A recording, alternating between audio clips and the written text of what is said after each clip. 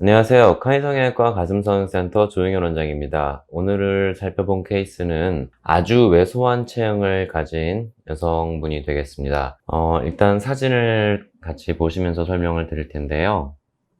보시는 바와 같이 아주 왜소합니다. 어깨, 흉통 모두 아주 좁은 폭을 가지고 있어요. 실제적으로 이게 사진상으로는 한 부위를 확대해서 보기 때문에 커 보이지만 가슴 둘레가 70cm도 못 되는 65에서 66cm 정도 되는 그런 환자분이었습니다. 2차 성징이 잘 발현되지가 않은 상태였고, 화면으로 확인되시는 것처럼 가슴의 윤곽이 양쪽 모두 거의 보이질 않습니다.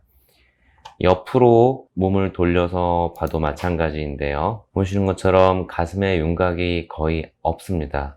거의 없다기보다는 아예 없는 상태이고요. 또 한 가지는 아까 말씀드린 것처럼 체형적인 부분에 있어서 몸이 폭이 좁기 때문에 유두의 간격도 좁은 상태로 가슴 수술하기에 좋은 상태는 아니었습니다.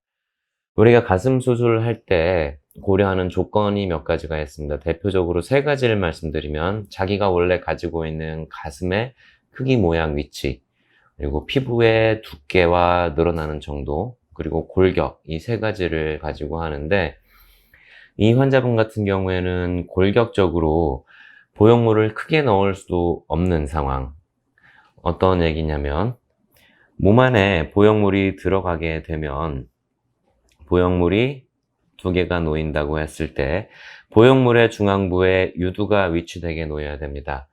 다만 유두가 너무 벌어져 있거나 아니면 모여 있거나 할 때는 조금씩 조절을 하기도 하지만, 지금 이 환자 같은 경우에는 보통의 일반적인 보형물이 들어갔을 때 가슴 폭을 벗어나 버리는, 하지만 환자분은 가슴 수술을 강하게 원하고 있는 상태였고, 지금보다 일단 가슴의 윤곽이라도 좀 잡혔으면 좋겠다는 말씀을 하셔서 수술을 진행했던 케이스가 되겠습니다. 이 우측에 보이는 화면이 수술 후의 상태입니다. 이렇게 보면은 가슴 윤곽이 보이는 것만으로도 어느 정도 몸매는 보정이 됐다고 생각할 수는 있지만, 실제적으로 아까 말씀드린 그런 조건들이 아주 좋지 않은 경우에는 아주 예쁜 가슴을 만들어내는 거는 저도 쉽지는 않아요.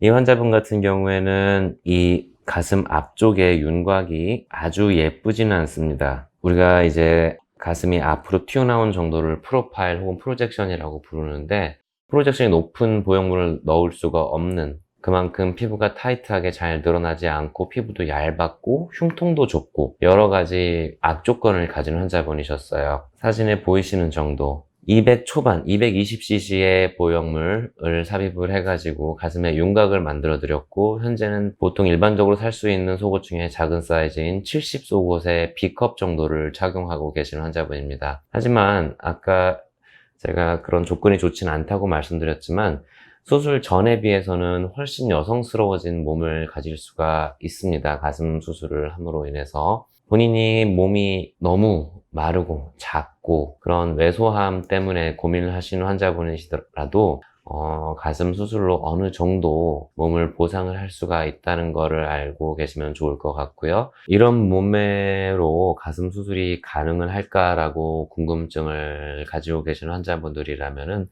상담을 해보시는 것도 좋을 것 같습니다. 감사합니다.